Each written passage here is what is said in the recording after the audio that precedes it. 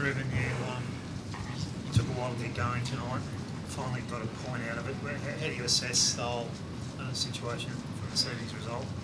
Yeah, like obviously, a little bit disappointed because we'd like to win those games at home.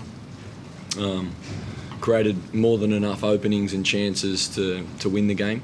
But that being said, we were nowhere near our best, that's for sure. The first half, like you say, a little bit slow to get going. Just the ball movement, just everything was just a little bit off the pace. But it turns out that Joe O'Shea was felt his calf in the warm up, so it actually built into him slowing down, and we were kind of set up for him to dictate a lot of our play. So there are some reasons, no excuses. We just need to be a little bit better. But I love the character and the spirit of the group, and I love how they just keep going. And that was something we spoke about. Obviously, Jackie Hingett's 250th. We wanted to make sure that our effort reflected, how proud we are of him, and also, some things are bigger than football. And we're wearing black armbands today for Ryan Lethlein's family, and very difficult day for their family. But the whole of the club is there for him and supporting him, and so I'm proud that the effort of the players, reflected that. You've got 2 late goals. You're a team, you're already in 4 games, so I guess that says something about your team, at least that day. No, I'd like to think that no team of mine stops until the final whistle, and that's something that's synonymous with Brisbane Roar, to be honest. And look, I think there was still a lot of positives in that game. You can see in the moments that we did get it down and did move it quickly, we really cut through them and had some really nice passages and some full phase, full field style of football. Like I say, I think we've had 19 shots, or 3 times as many penalty box entries and 65% of the ball. And so with those numbers, so early on in what I'm trying to do with the group, there's a lot of positives there.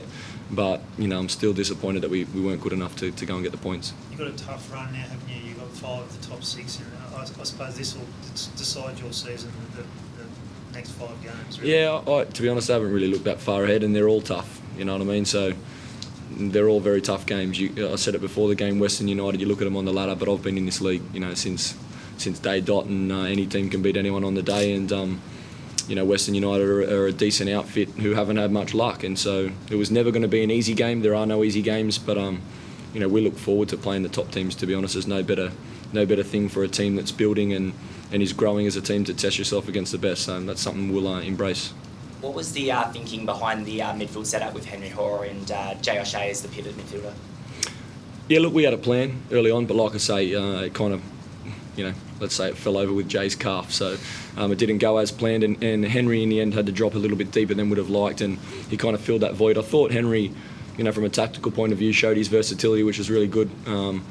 But yeah, there was a plan there that kind of we had to change tactically. What I liked about our performance was that when we did change, the players were able to adapt, and that shows that they've got some pretty good tactical awareness, and something that's going to be a strong point for us moving forward. Thoughts on Tommy Waddingham grabbing 4 goals in his last 3 games, obviously in great form? Yep, young Queensland talent, got a lot to improve, and we're working Monday to Friday with him on a lot of different areas technically, but he's got that knack in front of goal. He's very good, anything inside the box, and he's a good kid as well. He's humble, and we're trying to keep his feet on the ground, so it's nice for him to keep going with that run, and we hope it continues. But we want him to improve, and we'll be making sure that we work him hard and he grows in the areas he needs to grow.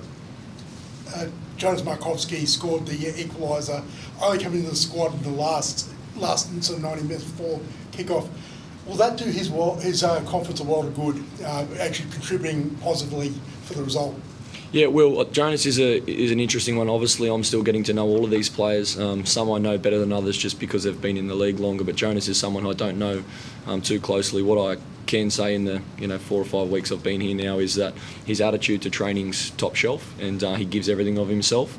He's another one I feel that's probably got a lot to learn positionally, especially at this level, but I felt like tonight might be the right game for him off the bench, based on how hard he's working, and also how I thought the game would play out late when we were penning them into their own box. And so he's the type of player that can pop up, and he's definitely got that knack for goal. So yeah, I'm happy for him. It's nice to see him get on the score sheet, and hopefully he can take a bit of confidence from that.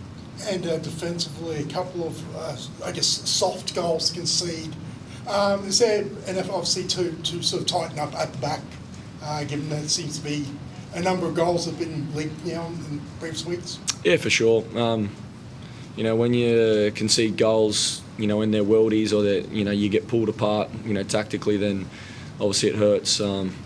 But to concede soft goals is even worse. And there's definitely been some areas in the last two games where we need to improve, and a lot of it's, you know, in competing areas. But that's also, you know, we have an interesting squad. There's a lot of technical and tactical players, and we don't have the enforcers that you sometimes need in those contests. So it's something that we're working on as a group, and we need to improve for sure. Having Marco Rojas off the bench is obviously a great impact sub to make, but do you think he's any closer to starting a game?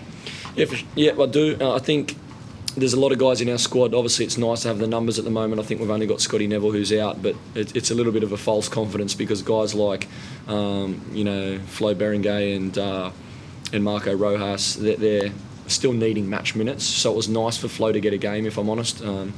I know he was disappointed when he come off because he didn't feel like he had played his best, but he still, you know, whipped in a lovely ball for our goal off the corner, and he still showed some great moments of quality and worked really hard. So, you know, he'll grow from those minutes, and I've been trying to push for Marco to get more and more, and he's another one who trained really well this week. That 45 minutes made an impact, and he'll build off that, and we now have a nice little window to train leading into this victory game. So I expect guys like that now to get even stronger.